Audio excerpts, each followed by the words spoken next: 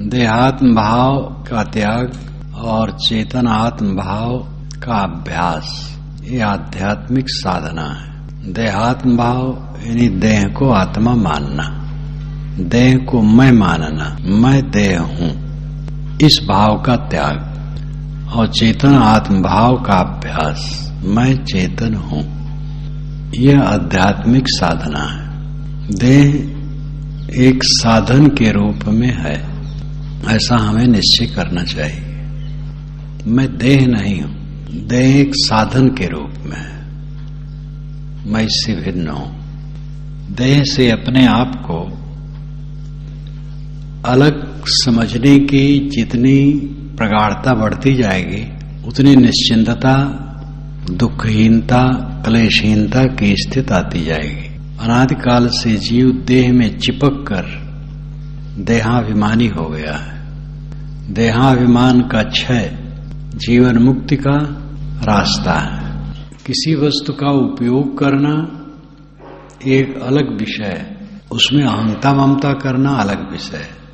ये भोला मन उपयोग कम करता है, अहंता ममता ज्यादा करता है, और उसका परिणाम यह होता है कि वो बंधनों में बंधता है। जैसे भोजन है, भोजन का उपयोग और भोजन में आसक्ति, दोनों में बहुत फर्क है। विवेकवान भोजन को केवल दवाई समझते हैं, भोग के रूप में उसको नहीं मानते। अविवेकी आदमी भोजन को ही भोग बना लेता है। भोजन के विषय में जो नटखटपन,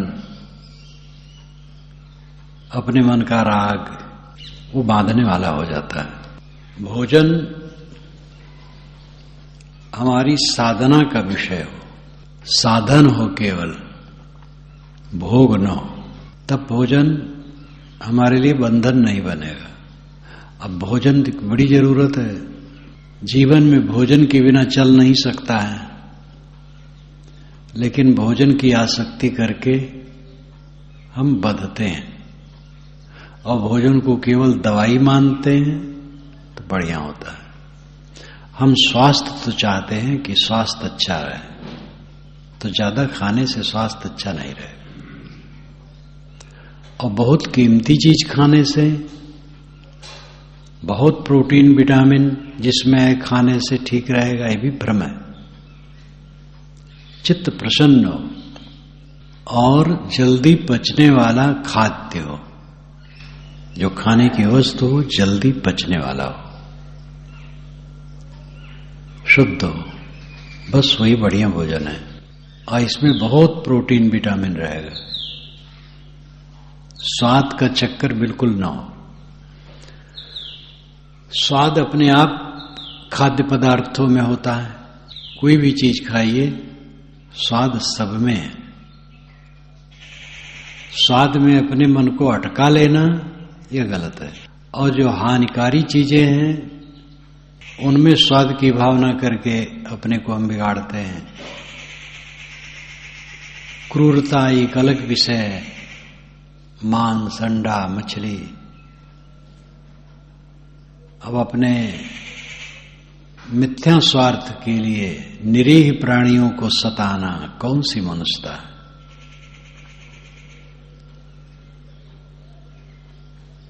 खाने में जो हमारी आसक्ति है वो दूर हो जाए तो बहुत बड़ा भवबंधन का अंश कट जाता है। समझदार अंडा मांस मछली से तो दूर रहता ही है, नशा की चीजों से भी दूर रहता है, और जो तड़क भड़क की चीजें हैं, मिर्च मसाले, इससे भी दूर रहता है। दुनिया के समस्त डॉक्टर और वैद्य इसका त्याग बताते हैं। मिर्च मसाले से नुकसान होता है। सात्विक भोजन स्वास्थ्य के लिए हितकर है। खाने की वस्तु जो अत्यंत आवश्यक है, जिसके बिना किसी प्राणी का चल नहीं सकता है, उसी के नटखट में पड़ करके हम स्वास्थ्य को भी खराब करते हैं और मन को भी खराब करते हैं। देहाभिमान जड़ है। देहाभिमान के पीछे सब रोग चलते हैं। देहाभिमान में ही स्वादासक्ति है, कामासक्ति है, सारी विकार है। देह से आत्मा को अलग समझने और इसका चिंतन मनन करने का अभ्यास होना चाहिए। हमें अपने आप को देह में से उसी प्रकार विवेक द्वारा निकाल लेना चाहिए जैसे मूज में से सीख। ये उदाहरण कठोपनिषद में आता है, बहुत पुराना उदाहरण है। मूज में से सीख, मूज में जो सीख होता है एक छड़ी, कड़ी छड़ी होती है, और ऊपर से सीख पकड़ो बहुत साफ निकल आती है, कुछ उसमें चिपकाहट नहीं रहती। इसी प्रकार शरीर में से आत्मा को निकाल लो, ये निरंतर विचार का परिणाम होगा। हमारे विचारों का केंद्र परिधि न हो, केंद्र हो। परिधि में हमारा विचार घूमता है, केंद्र में नहीं रहता है, तो कल्याण नहीं है।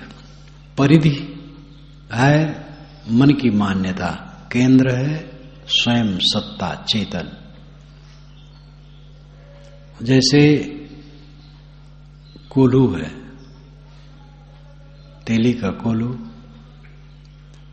बैल परिधि में घूमता है चक्कर में, और घूमता रहता है, दिन दिन घूमता है, पहुंचता नहीं।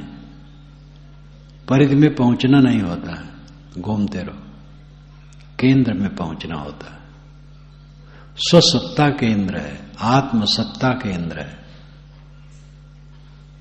असुन्न तखत अड़ी आसना, पिंड झरोखे नूर, जाके दिल में हो वसा सेना लिए हुजूर।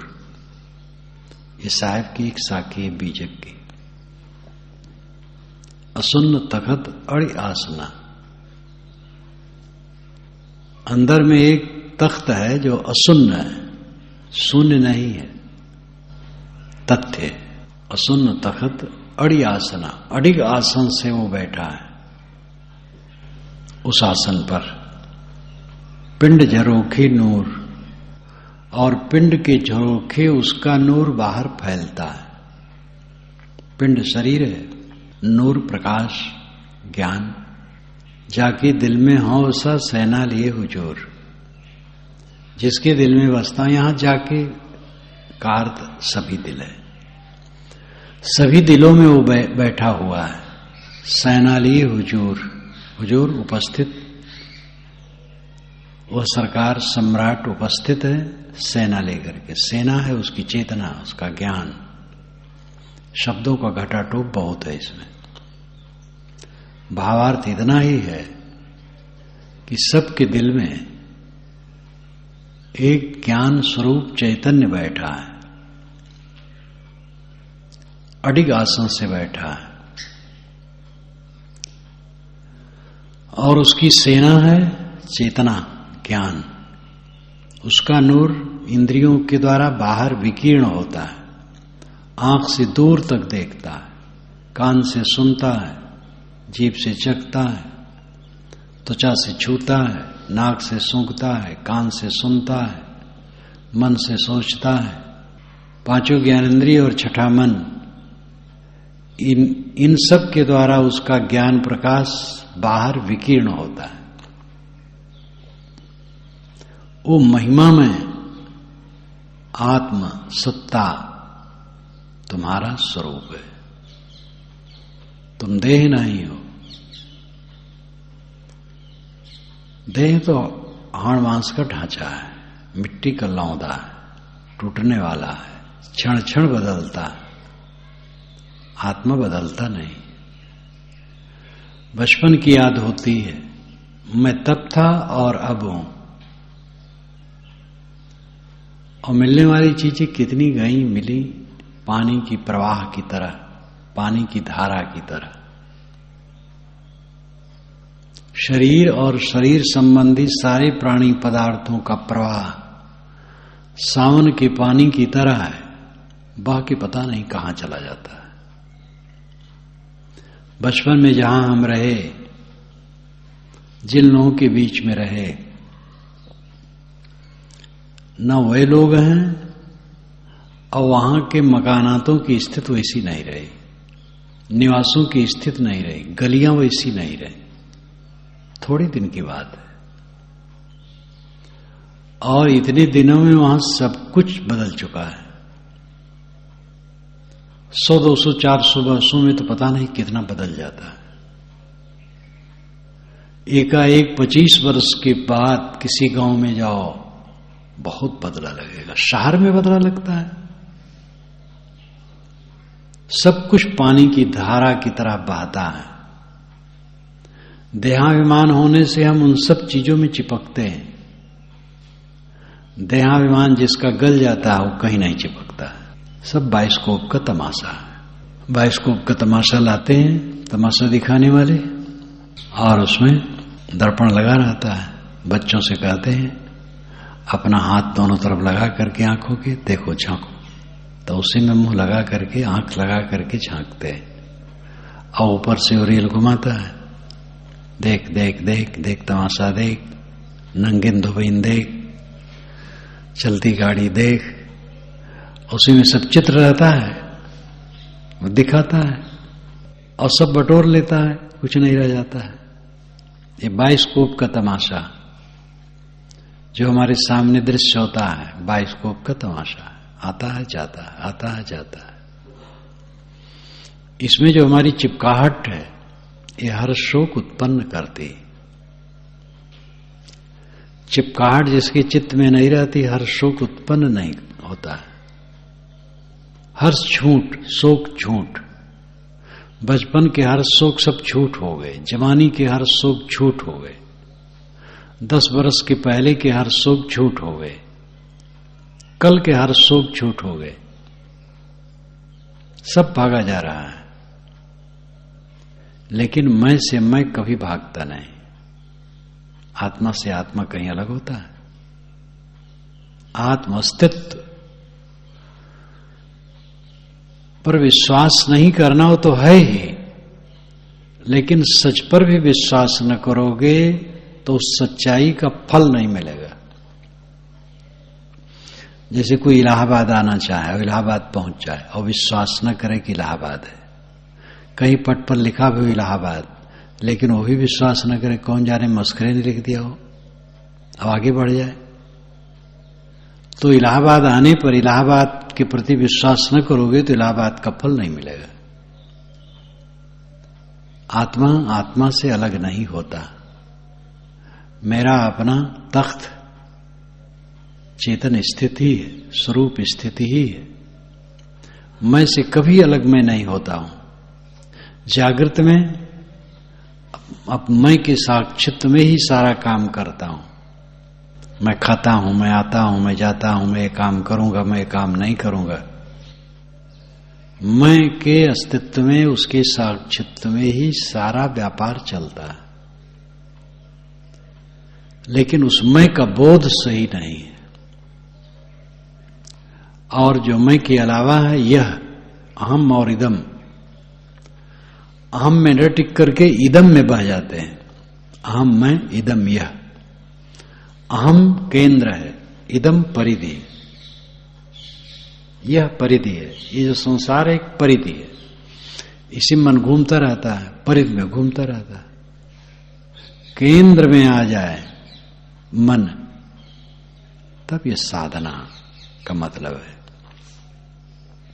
इसके लिए जागरूकता की जरूरत है। जागरूक रहो, सब समय जागरूक रहो। ध्यान में बैठे व्यवहार की याद कर रहे हैं, मन को बता दो कि व्यवहार का समय नहीं, ध्यान का समय। ठीक है, व्यवहार तो सोचना पड़ता है। जब यहां से उठेंगे तो सोच लेंगे और करेंगे। ये तो ध्यान का समय है। समझदारी सबसे बड़ी चीज है। अच्छी समझ और दृढ़ संकल्प शक्ति से सब काम होता है। ध्यान के समय ध्यान होता है, व्यवहार के समय व्यवहार होता है। अगर मन पुल पुल करता है, ढीला ढाला, दृढ़ संकल्प शक्ति नहीं है, समझ शक्ति बढ़िया नहीं है, तो ध्यान के समय में व्यवहार किया, पूरा ध्यान के समय व्यवहार में रह गया। व्यवहार में गया तो व्यवहार का काम करना है, वहां सोच ले जो कुछ करना हो। सोचने के लिए कुछ समय चाहिए तो चुपचाप बैठ करके सोच ले कि क्या करना है, कैसे करना है, तब करे। ध्यान के समय में व्यवहार सोचने की क्या जरूरत है? ये पक्की समझ हो और दृढ़ संकल्प शक्ति हो तो ध्यान के समय में व्यवहार में मन नहीं घूमेगा। आसक्ति जितनी क्षीण होगी और नहीं घूमेगा। आसक्ति के कारण ये दुर्बलता है। आसक्ति सबसे बड़ा रोग है। आसक्ति को काट देना ही मोक्ष है। अपने आत्म अस्तित्व को देह से अलग विचारना, मैं देह नहीं हूं। देह क्षण क्षण बदलती है और देह संबंधी प्राणी पदार्थ क्षण क्षण बदलते हैं। पदार्थ परिवर्तनशील हैं और प्राणियों के मन भी परिवर्तनशील है। जो आज प्रेमी है ये पक्का नहीं कि कल भी प्रेमी होगा, कल उदासीन हो सकता है और फिर विरोधी भी हो सकता है। प्रेमी होना, उदासीन होना, विरोधी होना, ये तीन कैटेगरी है।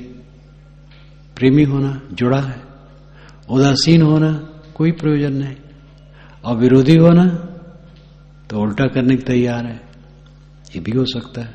सभी स्थितियों में हम समता में रह सकते हैं।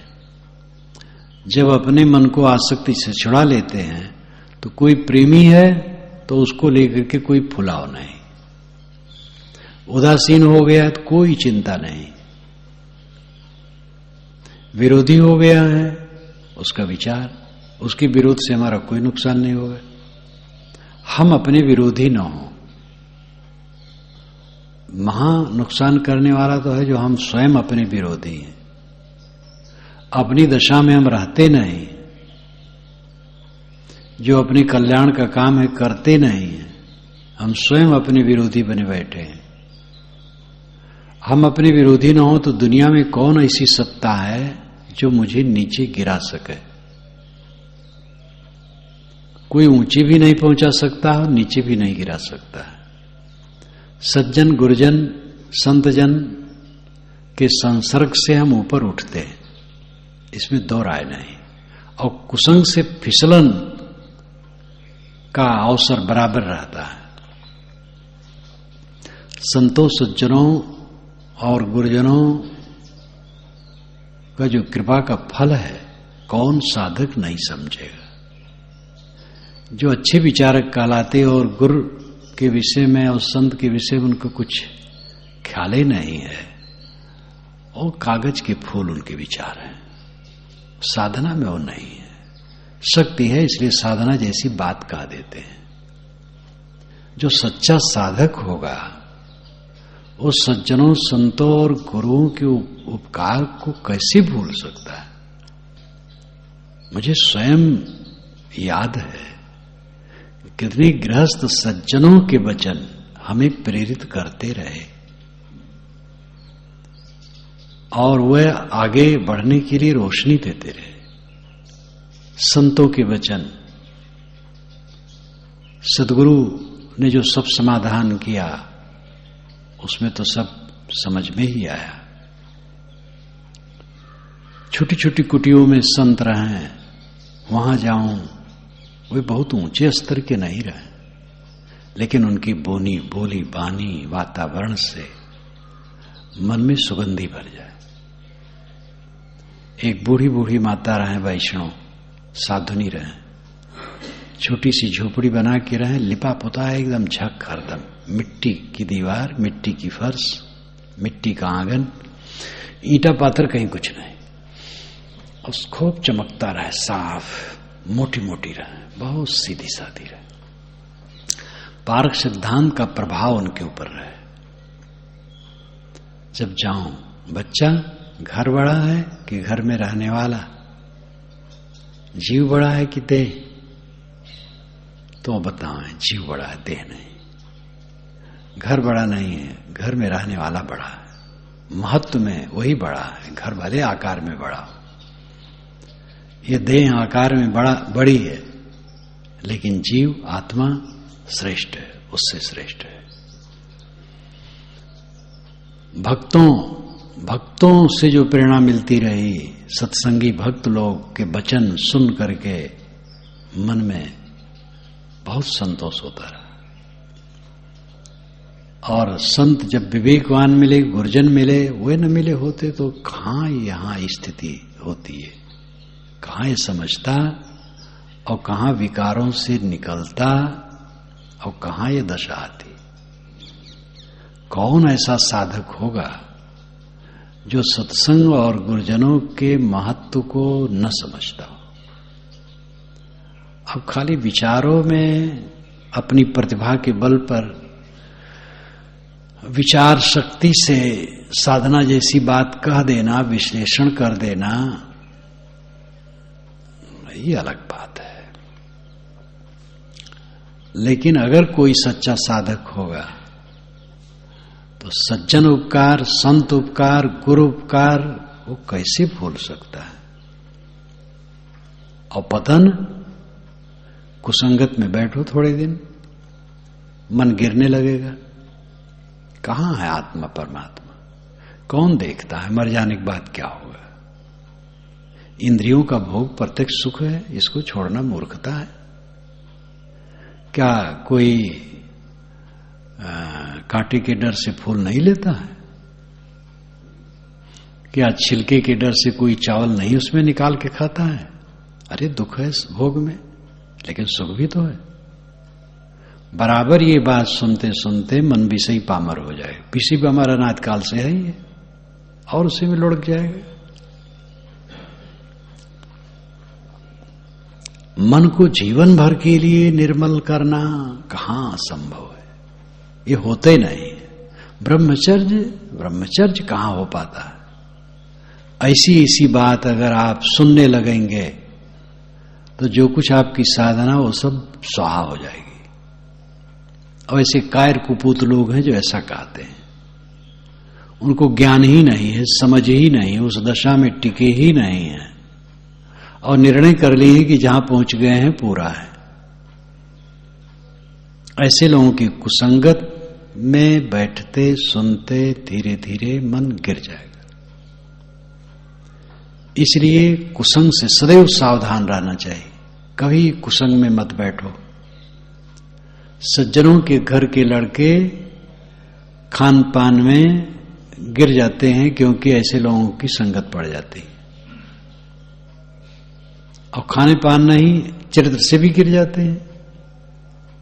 कुसंग भयंकर विष है, और उसके उल्टे सत्संग महान औषध है, अमृत है। साधक को चाहिए सदैव सत्संग का सेवन करे, कुसंग का वर्जन रखे, और आत्मा अनात्मा का निरंतर विवेक करे। मैं शुद्ध चेतन हूं। देहात्म भाव का त्याग। देहात्म भाव का अर्थ है देह को आत्मा मानने का भाव का त्याग। चेतन आत्म भाव यानी चेतन को आत्मा मानने का भाव।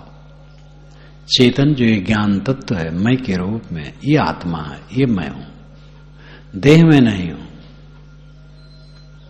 देह को देह में साधना करना रहा करके, इसलिए देह को कुछ कोयला पानी देते रहना है, और खान पान में भी आसक्त कहीं नहीं होना है। साधना पर जोर देना है। मन की ऐसी स्थिति होनी चाहिए जो सदैव क्लेश रहित बना रहे, द्वंद्व ग्रसित न हो। कभी द्वंद्व आए तो विवेक से छट जाए, और अपना स्वयं द्वंद्व न काट पावे तो अपने बड़ों से पूछे, जो साधना में परिपक्व हैं, चाहे वो गृहस्थ हैं चाहे विरक्त हैं। साधना में परिपक्व हैं तो उनसे पूछे, तो उनसे रास्ता मिलेगा।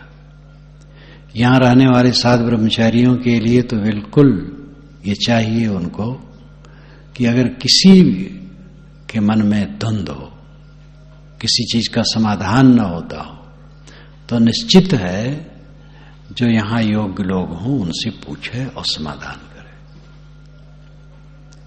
जीवन का सच्चा फल है द्वंद्व रहित स्थित, मन के उद्वेग से रहित। कलह कल्पना ये दो हैं जो मनुष्य को काटते हैं। कलह बाहर है, कल्पना भीतर है। अगर लोगों में कलह है तो दुख है, और मन में कल्पना है, वितर्क है, उद्वेग है तो दुख है। बाहर कहीं कलह न करे। कोई कलह वाला मिले तो सिर झुका ले। साधक का काम है क्षमा करना, गम खा लेना, सिर झुका ले, लड़ना नहीं। भीतर लड़ना है, बाहर नहीं। किसी से लड़ना नहीं, सिर झुका लेना। कलह से स्वयं बचे और अंदर की कल्पना समाप्त हो। बस क्या पूछना, यही तो जीवन है। कलह कल्पना से रहित मन स्वस्थ मन है। देहात्म भाव पर विजय प्राप्त करने के लिए आत्मज्ञान का अनुचिंतन, निरंतर चिंतन होना चाहिए। उठत बैठत कबहु न छूटे ऐसी तारी लागी। उठते बैठते कभी नहीं छूट रहा ऐसी तारी लगी। तारी नाम ध्यान अनुराग से होता है। जहां अनुराग होता है उसके लिए निरंतर चिंतन होता है। जिसे दिव्य स्वरूप स्थित का अनुराग है, दिव्य आत्म शांत परमानंद क्लेश रहित मन स्थित के लिए अनुराग है, उसकी साधना निरंतर चलेगी। जब साधना में बैठा है तब भी साधना है, काम करता है तब भी साधना है। वो जमीन गोड़ेगा तब भी, घूर पर खाद उठाएगा तब भी साधना रहेगी। ये मान लेना कि साधना कर्म को छोड़ करके बहुत बड़ी भूल है। वैदिक ऋषियों ने ऐसा नहीं माना है, उपनिषद के ऋषियों ने भी ऐसा नहीं माना है, कबीर साहब ने ऐसा नहीं माना है। ये बीच में वर्ण व्यवस्था जब बहुत पक गई तब ये धारणा होने लगी कि पवित्र आदमी जो होता है मोटा काम नहीं करता, और इससे भारत का बड़ा नुकसान हुआ है।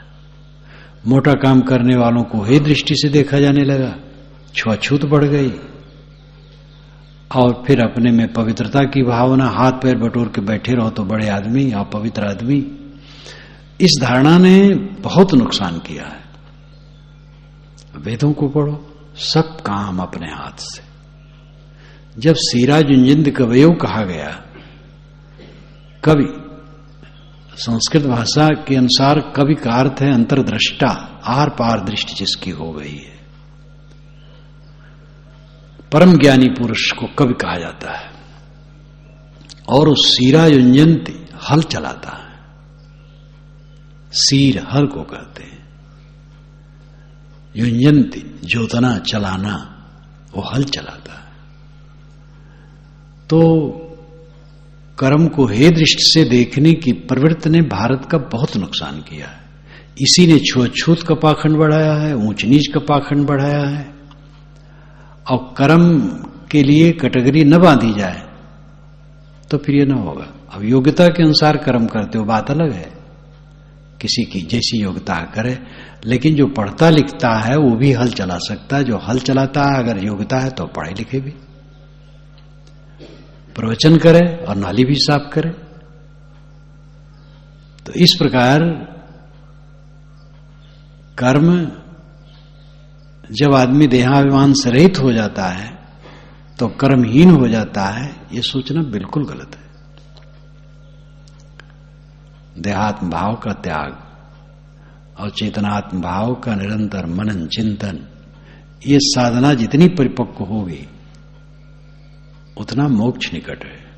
निरंतर मोक्ष है, शोक रहित, भय रहित, चिंता रहित, पीड़ा रहित।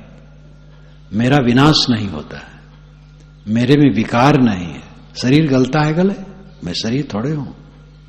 शरीर मिट जाए, शरीर के न रहने पर भी मैं दिव्य स्थिति में हूं। देहात्म भाव का त्याग करके स्वरूप भाव में रमना, यही पक्की साधना है। और इसके लिए खूब साधक को निरंतर लगे रहना चाहिए।